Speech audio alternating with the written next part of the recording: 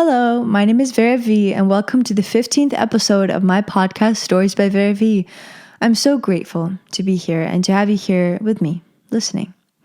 So, I have a question for you.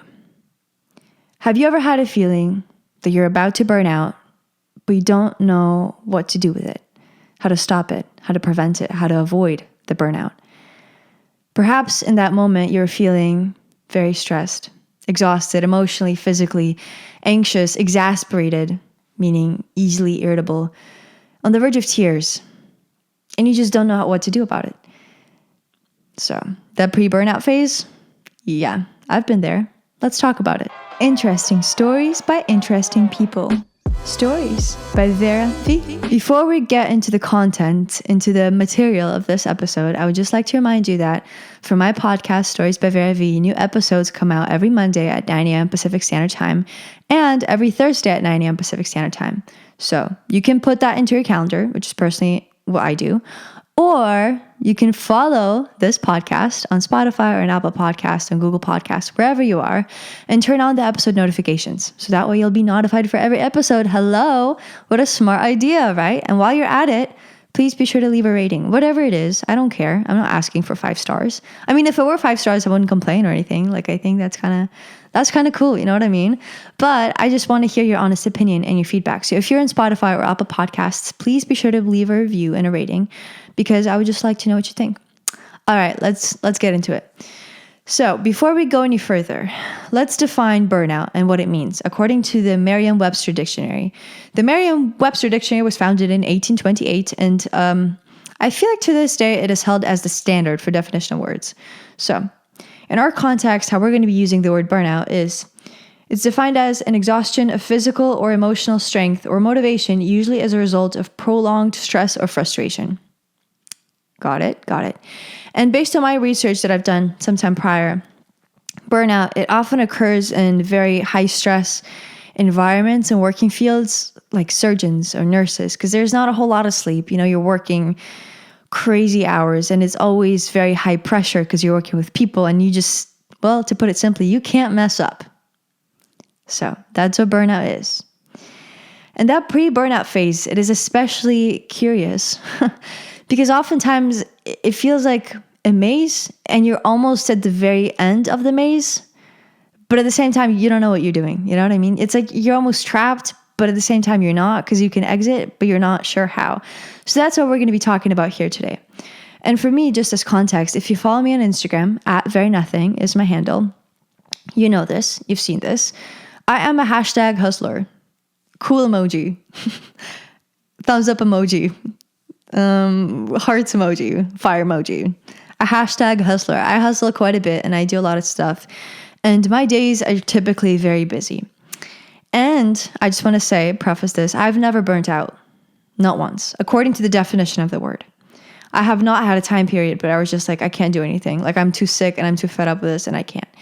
And I think with my growing up and with maturing, I'm 17 years old now. I started this account in April of 2021. And it's a personal blog, mind you. I'm not an expert in self-development, nor self-improvement, nor individualism. It is just my journey with it, and it's a journey of me reaching my fullest potential. That's what it is. I don't give advice, take it or leave it. It's all my personal experience. Very egocentrist, you know? But that's what it is. That's what it is.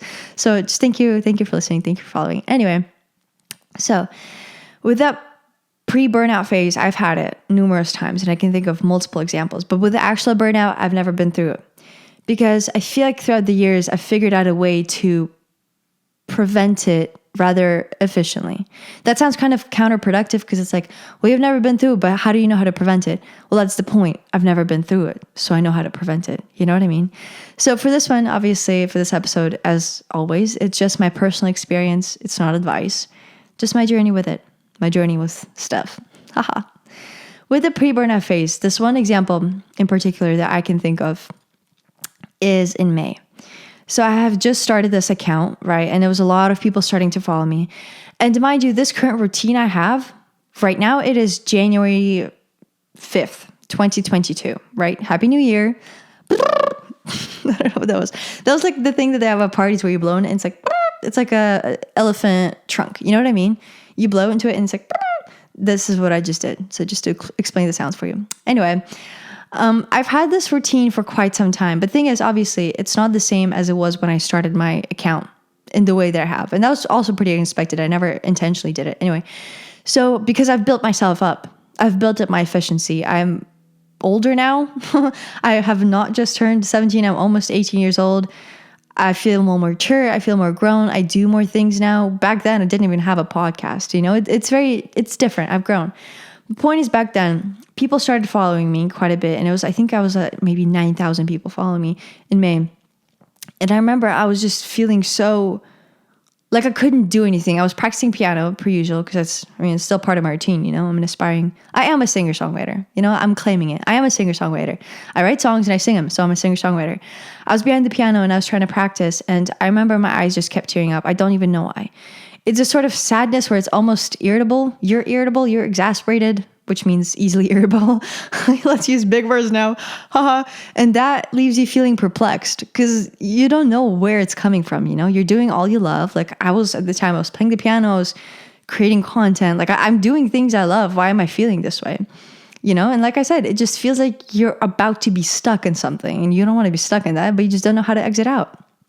So what I did is I went to Malibu with my family. And with me, rest, I've had a complex relationship with it, and I'll talk about it here. But I wanted to practice. I haven't finished my practicing for the day, but instead I went to Malibu with my parents.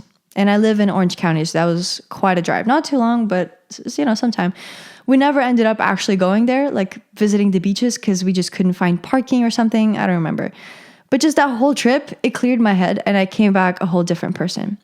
And also another example, February. That's before I really started my account. But that was when I posted one of my reels and it got 1 million views. And that was the biggest, amount of views I've ever gotten at that time period.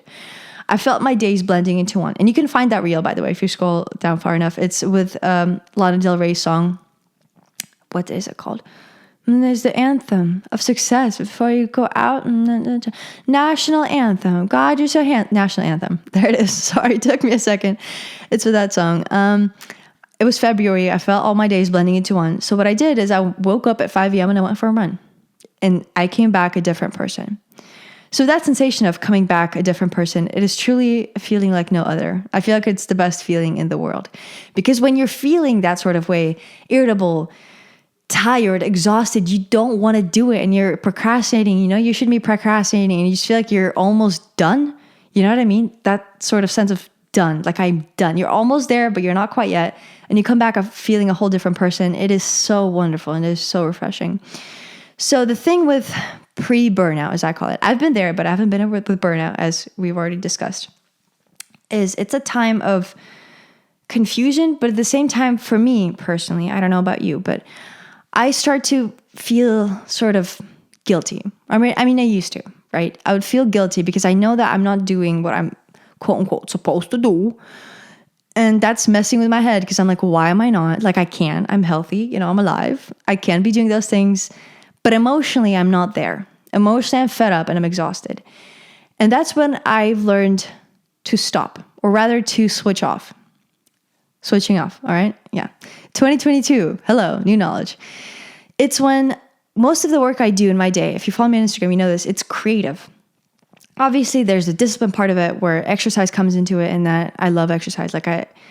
It really helps me clear my head, but that's not always enough to help me switch off. Unless I do something spontaneous, like going on a 5 a.m. morning run.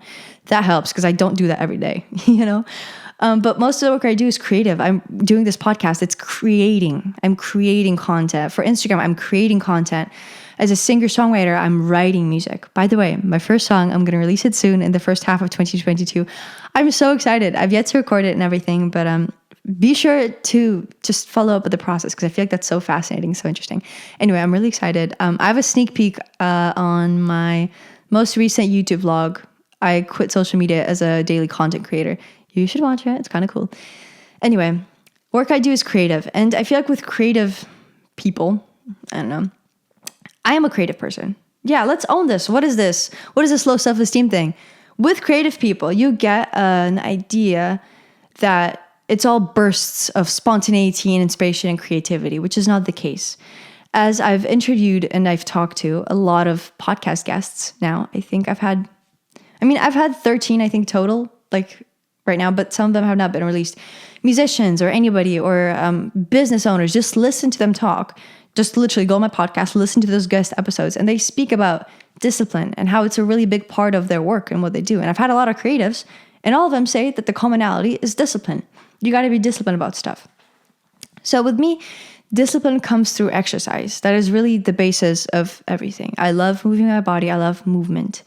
And when I exercise a lot, first of all, it's overcoming myself. I'm really pushing through everything. But also it's that endorphin rush, endorphin high. But most of the work I do throughout the day is creative. So how do I know that I'm in this pre-burnout state? Is when I start to hate what I do. And it's not hate as in generally, it just in the moment, it feels like I hate it. I don't want to do it anymore. I'm sick of it. I'm tired of it. I don't want to touch my phone. I don't want to touch my camera. I don't want to do anything. I just want to do nothing. You know what I mean? And for me, that's very uncharacteristic. Maybe I'm just, I don't know, wired differently. I can only speak for myself. Once again, I only know my own brain. But I've always had an appreciation for time. And I love productivity. I love being productive because that's what makes me feel good. And I don't like doing nothing. That doesn't leave me feeling fulfilled. You know, and with the work, if you do creative work too, I feel like if you're like me, you search for the fulfillment within it. And when you in that pre-burnout state, there is no fulfillment because you don't want to do it. You know, that's a very interesting thing. So with that comes the concept of emotional reload. And I've talked about it some, but it's not, I don't feel like people really understand it based off the feedback I've received so far. And that's fine. That's fine. I don't feel like I really explained it up until here. Emotional reload is very important. So to talk about it, I'm going to give you some context. So let's go back to December 2021. Powerhouse 31 Challenge. One of the hardest things I've done, I think, well, maybe ever. It's a challenge I've created. You can find it on my Instagram story highlights. Powerhouse 31, hashtag Powerhouse 31, maximum efficiency in minimum time. It was designed for the what was that? Ma'am, I think it just glitched. It was designed for the month of December, just before the new year, because the whole new year, new me idea is BS. We can agree on that, right? And so with that, it was just designed for the person to start now. And obviously you can still do it. Like all the stuff are there. It's for 31 days. Go on. Better to do it than not to, you know? Has templates, has guidance. So with that, it's a lot of work.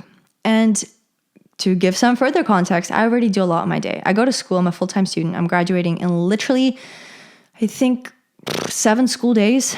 Yeah, I just have to show up to school 7 times, 6 after today. So I'm really excited about that.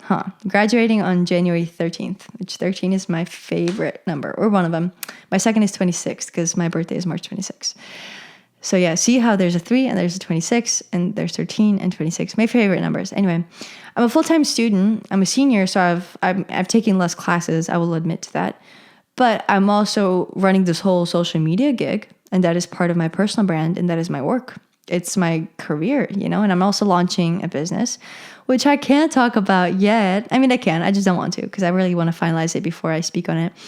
That's quite a bit of work. I'm doing this podcast 2 times a week. It's a heavy load, and I'm exercising every single day. And I'm practicing music because I am a singer-songwriter and I'm launching my music career. Quite a bit of work, Quite a bit of work. And I read and I stretch and I do so many things, and I do visualization exercises and I do ear training, which falls into music. I do so many things in my day, and it's this whole daily routine, daily grind, you know? Grind. Look up the definition of that. It's quite mundane, or it can be. And our brains get tired of routines pretty fast. So with Powerhouse 31, it was an additional thing to add onto my cart of things that I was already carrying, and the load was already heavy. So the first few days I felt like quitting, I think every single hour of every single day that I was doing it. I just feel like quitting. And it's not the doing the challenge because it is my daily routine. That's what I based it off of. I mean, it was at the time. Now it's a little bit different because I've added more things into the cart. Hello, 2022. What a surprise. She already made herself busier. What a shock. What a shocker. Quite unexpected, But it was the whole documenting the challenge thing that was not necessarily throwing me off, but just leaving me absolutely exhausted. I would stay up until 12, 1, 2 a.m. editing my daily reels, which not 2 a.m. That was a hyperbole, an exaggeration, if you will. Editing my daily reels because I set those standards for myself that I would be doing this and that and this and that. And I was sleeping for 5 hours a day, 7 at most. It was mostly like 5 and 6 for basically like, I think 2 weeks, because something happened on December 15th or when winter break started. I don't know when that was. Gosh, my 17-year-old memory is really failing me here. Gosh, something happened and something changed, and I learned a lot during winter break. So now that I've provided the context, imagine how I was feeling. Really sympathize, or perhaps empathize if you've been there. It's quite a heavy load, and you got to carry it every single day. And it's sometimes I love my routine, as I've mentioned. I love doing what I do. But when it adds up, it just starts to feel like all your days are blending into one, and you don't want to do it because you're exhausted. But you gotta, and especially with the challenge, there are people following me and following the challenge, and I can't just quit, but my reputation's on the line. And I take those things seriously. I'm not a world famous anybody, but the reputation is the thing you have, and you got to preserve it. So if I were just to quit and be like, guys, this is too tough, like I'm going to stop, that just wouldn't be fair. Because if it's too tough, why did I take a load so heavy? You know what I mean? It's just this whole concept, whatever. So during winter break, what happened was I got sick before that. Or I think I got sick during, and I spent half of winter break sick with a cold. And because of winter break, obviously I didn't have school. I finished my finals. I wasn't studying. I was just reading. And I was playing the piano, and I couldn't sing also because I was sick and I didn't have my voice. And if you listen, I think this is 15th, 13th, 11th podcast episode, I'm sick in that. Or even the 13th, I'm pretty sure one. Yeah, last one. I'm sick in that. You can hear it in my voice. But that's when I actually got to talking. So I couldn't really speak. I couldn't really sing. I could play the piano, but I didn't do too much of that, but I still did. I couldn't exercise. So what I did was I slept. Not the whole day. I've never had a day where I just stayed in bed. I just haven't had that. Like, I don't know what to tell you here. But I slept a lot. I slept for more than 8 hours every single night. And the thing is with sleep, I've had a complex relationship with it in a sense that in the summer, I slept for, I think, 5 hours a day every single day. Unless on the weekends, it was maybe like 7 or 8, just really reloading what I thought was. And I was like, yeah, I guess I just don't need that much sleep, because every time I slept more than 7 hours, I was feeling so sluggish and so lethargic, right? And that's because I wasn't getting enough sleep during the day. And I didn't see a problem with it then. Now, things are different. It's 2022. I've changed. I've matured. I've grown. Time has passed. And now, because of winter break, and it really has changed me, I aim for 8 hours every night. So I try to go to sleep by 10 p.m. and I wake up at 6. Now, sometimes I go to sleep maybe by 11, but usually it's always in that 7 to 8 hour range. And now I don't feel lethargic every time I wake up after having slept for 7.5 hours or more, because it's in your routine, and I feel so much more productive during the day. I don't have bedtime procrastination as much. You know what I'm talking about? It's like when you haven't finished all you need to for the day. You're about to go to sleep, but you need to finish it before. So instead of doing it, you just procrastinate and you go on your phone and you waste, I don't know, 1 additional hour instead of doing the thing, which you could have finished, but you didn't. So you just go on TikTok or Instagram Reels or whatever, and then you go to sleep. That's bedtime procrastination. I don't even have that anymore. Not as much. Sometimes still, like I'm human. Hello. Habits have a way of undoing themselves. That's fine. That's just part of life. That's just what it is. So I don't procrastinate as much anymore. I'm much more productive throughout the day. I don't feel like procrastinating much in general. I don't feel like being lazy much because I'm getting that rest. And that's for the pre-burnout phase. The first step is emotional reload, which we've talked about and I've touched on briefly. The second is rest. And they all come together. It's no particular order. So with emotional reload, just to touch on it a little bit more briefly, it's what it means, emotionally reloading. For me, when I start to feel sick of my work, that's how I know I'm emotionally fed up. Most of the time, it's purely emotional. With physical, I haven't really gotten that. Maybe because I'm young, I don't know. Maybe because what I do doesn't require too much physical anything. But it's just emotionally when I feel fed up. And so with my favorite way to emotionally reload is to go on a trip. Just to drop what I'm doing, like I said. And I just went to Malibu with my family. And that trip, really, I came back a different person. Just to drop what I'm doing and do something else. Do something I don't usually do. Do something spontaneous. Spend time with my family. I love going on trips. I love exploring. I love expanding my horizons. I love going on adventures. That's what emotional reload is. You're emotionally reloading. And rest. And I feel like during those trips, you do get rest. Because It's different because you're not doing what you usually do. You're not in your daily grind. You're not in your daily routine. You get out of your head a little bit and rest. Like, go to sleep. Really get your full 8 hours rest. That's what really helped me. And I feel like now that I've gotten into this routine of sleeping for 8 hours or close to it, 7 to 8, let's just say that. Let's be more precise here. It really absolutely changed the level of my work, I would say, the quality of it, the outcome of it. It absolutely has. Absolutely life-changing. And I didn't even know that back then, but now I do because I've grown, I've matured. And you're on this journey with me, and I'm so grateful that you're here to have made those discoveries with me. So first is emotional reload. Second is rest. But also with emotional reload, there are different ways to do it. It's not necessarily just adventuring or going on a trip. Sometimes it's just reading something dumb. I don't know, watching something dumb. And that's the third component. That's just allowing yourself to be. And that sounds very silly, but that's just what it is. So for me, with reading, I read things that benefit me because it takes quite a bit of time, right? Finishing a book is like, the ones I read, they take more than 10 hours to complete. And I spread it out throughout the week or two, whatever, reading. Sometimes I know people enjoy reading romances. And for me, I will admit, I can be I can be judgmental about things. I work on it. I try to.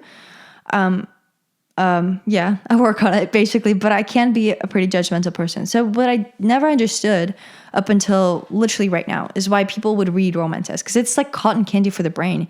It doesn't benefit you and whatever. And I would judge those people internally, obviously. I would judge them and I'd be like, why are you reading this BS? Like, why don't you read something useful? In my head, obviously. But that's just projecting, as we've established in previous episodes. Come on, guys. Keep up. Turn on those episode notifications. Let's stay updated together. So I was like, why are you reading that? When it's just cotton candy for the brain, it's not useful. It's not beneficial. But in a sense, yes, it is. Because I realized I do the same exact thing. I don't read romance books. I don't read, smut. Like, that's kind of popular now, I guess. I don't do that. But I watch romance movies. I love romantic comedies. From time to time, when I just don't want to think about anything, I just watch a dumb movie.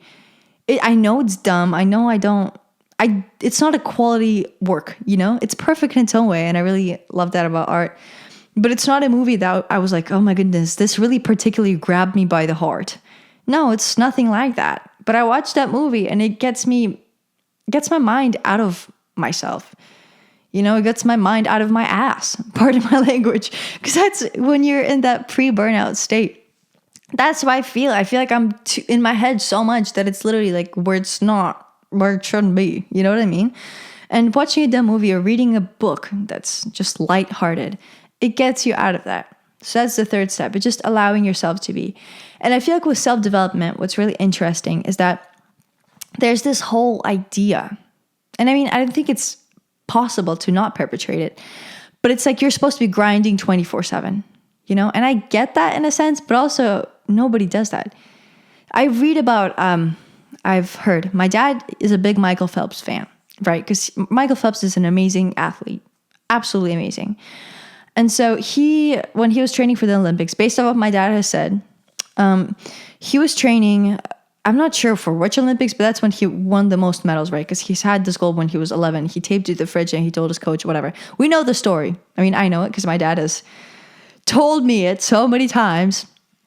But when he was training for the Olympics, he would swim, or he would have trainings 3 times a day or 2 times a day for however many hours at peak intensity for, I think, a year or 3. I don't know. I'm not too clear on the details. I just got to ask my dad again. But you get the point, right? How is that possible? And I was thinking about it and I'm like, how is that possible? And personally, I don't know if I would be able to do it. I mean, I guess I don't want to doubt myself and say like, no, I wouldn't be. But at this point in time, that's not what I want, And I think that makes sense because most of the work that I do is creative, and I'm a creative person and I love feeling creative. And in that certain rigorous routine where all you do is swim, even if swimming is something I loved, training 3 times a day, that's all you do. You just train day in and day out. You're like a robot, and I'm not a robot. So to each their own. Obviously, mad respect for Michael Phelps.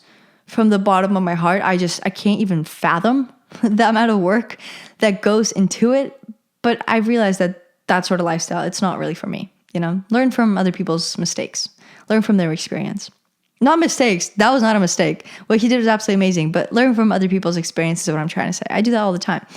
So that lifestyle for me is not necessarily fitting because the grind of things, it's great, but I feel like it needs to be spiced up from time to time. I'll give you an example. Yesterday, I recorded a podcast episode with a guest. He is writing his PhD whilst he's writing a book, and it's going to be released in May 2022. So, you'll get to that episode if you're up and updated with the podcast. I'm really excited about it. It was really cool. And with those episodes, they really do take a toll on me emotionally. I get really tired after it because it's like, it's not just having a conversation, it's having a focused conversation. And I know where I want to guide the conversation. So it's a lot of emotional work. I don't know. I'm also an introvert, so I get my energy from like spending time by myself. So talking with people, it just emotionally, I don't know why, just emotionally exhausting, right? Fulfilling, but emotionally exhausting. So yesterday I was really tired after that, really tired. And I went to the gym in the morning and I went to school and then I did the podcast episode, whatever. Tired. And I didn't sing, nor did I play the piano. I didn't practice that. And me 6 months ago, what I would do is because when I'm this emotionally tired, I feel done, right? It's not burnout. It's not maybe it's the pre-burnout phase. I don't know. But I feel done. I'm like, I'm not going to do this. I know in my heart that I'm not going to sing or play the piano today because I'm tired. And with music, you'd think you sit down at the piano, you just clack some keys. And with singing, you just do the breath support and sing, right? No. For me, those activities are also very emotionally exhaustive. I don't know why, but they just take a lot out of me emotionally. They give me a lot emotionally, but they take a lot more as well. So yesterday I was tired. I was just emotionally tired. I don't know what to tell you. Like tired, whatever. I went to bed early, but BT dubs. So yesterday I was like, yeah, I still got to sing and play the piano. But I knew that I wouldn't do that. So I didn't expect myself to. That sounds so simple, but I just didn't expect myself to, and I didn't. And I went to sleep early, and I wake up today a brand new person, and I'm so ready to take on the day and sing and play the piano and do everything music related because I'm refreshed. And what happened 6 months ago is I would be tired after a podcast episode. Say I did have a podcast 6 months ago, which I didn't. I started this literally 2 months ago, which is amazing, exciting. It's going so well, such a success. Anyway, so 6 months ago, I'd be like, yeah, I got to sing and play the piano. And I feel guilty if I didn't. So what I would do is I would procrastinate. And go on my phone to avoid getting into those things because I wasn't emotionally there for them. Like, I don't know what else to tell you. I just wasn't there for them, right? 6 months ago, just as a hypothetical example. So I'd go on my phone, I'd waste a bunch of time there, really waste a bunch of time there, and then go to sleep not doing those things. So I would steal 2 hours of sleep from myself because I was procrastinating doing something that I knew I wasn't emotionally up to. So with the pre-burnout phase, a very important aspect of it is knowing my limits. I know my limits, and I'm all for pushing my limits, but you can't be pushing your limits all the time. And that's just the reality of it. Unless you're maybe Michael Phelps. But also, we don't know the full story there. Supposedly he didn't skip a day, but do we really know that? Do we have a way to confirm that? No, we don't. It's like when you go to the gym, you're supposed to take a rest day. That can be active recovery, but you're supposed to rest. Take a chill pill, take a rest. Or I was talking with the author yesterday, as I've mentioned, writing his PhD while writing a book. He writes part of the book and then he comes back to it several days later. And that's fine. Consistency is very important. And in a utopian society, I would practice singing and piano every single day for the rest of my life. But I don't do that.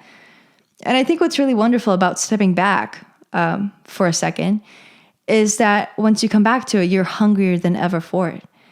And this is the knowledge that I didn't possess 6 months ago. I didn't even possess it a month ago. I only came to it recently. Because that's growth and that's maturing. That's what it is. And if you would have told me that 4 months ago or 6 months ago, I would have been like, no, I'm just being lazy. Call it what you want. But I think the greatest showing of success is how a person feels. And right now I'm happier than ever. I'm more productive than I've ever been. Like I said, I don't feel like procrastinating anymore. I don't, because I know my limits.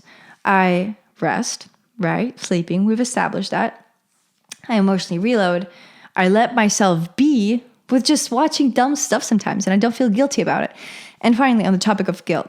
So growing up in my family, I love my family more than anything. Number one, baby. Number one, absolutely. It has shaped me into the person that I am today. quite obviously. I would not be who I am without having grown up in the family that I have, right? And so growing up, my dad especially has always emphasized the importance of time. And for me, naturally, I have that sense of like ticking. Like I'm aware of time passing. I know when it is, and I know when I'm wasting time, and I know when I'm not. And so with me, definition of wasting time, this is important for the example I'm about to provide.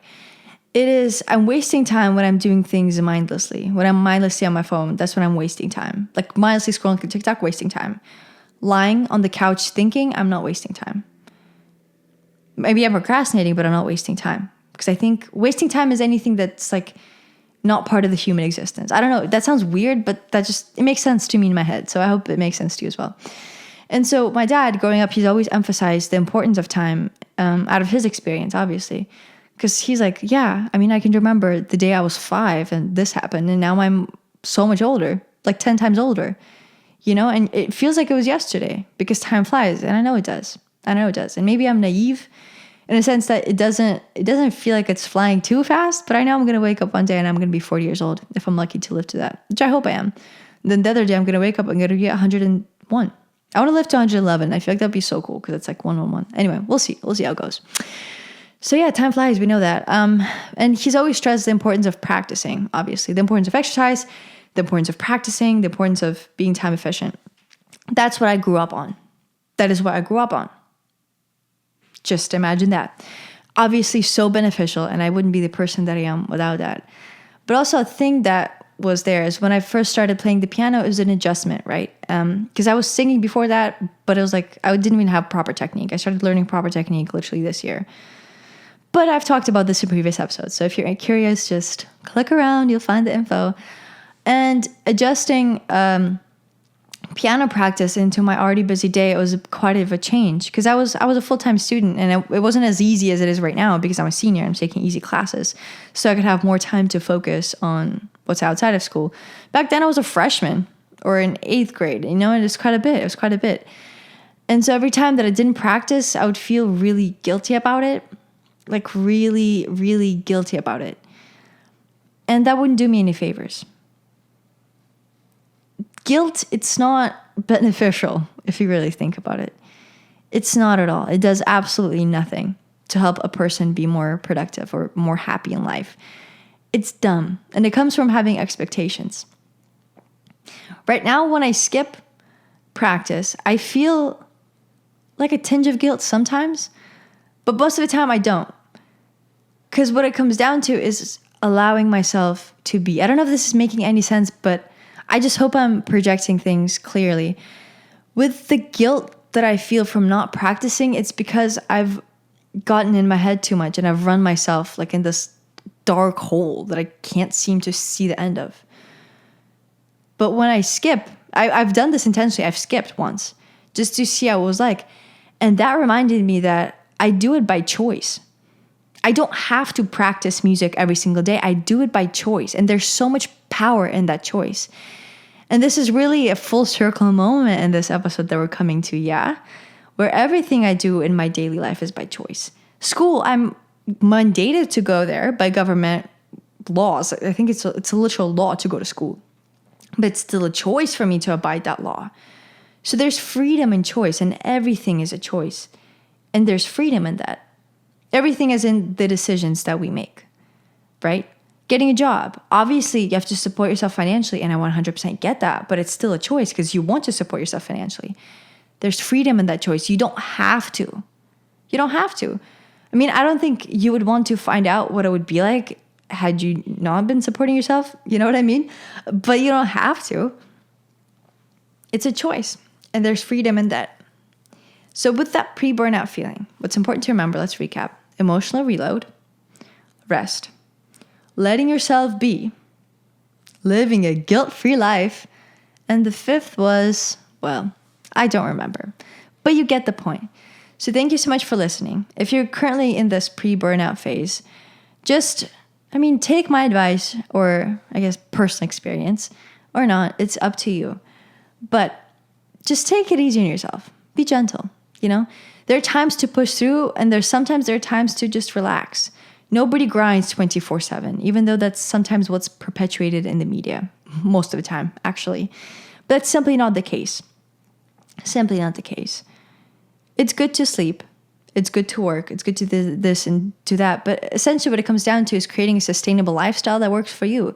Yours looks very different from mine, and mine looks very different from yours, and mine looks very different from my neighbors, and my neighbor's lifestyle looks very different from my best friend's, and that's only so natural. That's just what life is. It's very individual. And thank you for listening. Goodbye. I'll see you soon. Hugs and kisses from the UK. Cheerio, governor. I'm actually in the Orange County. I don't know why I said UK.